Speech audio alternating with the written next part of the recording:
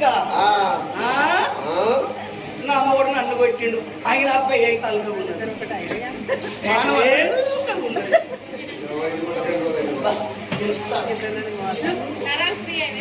బాగా ఫ్రీ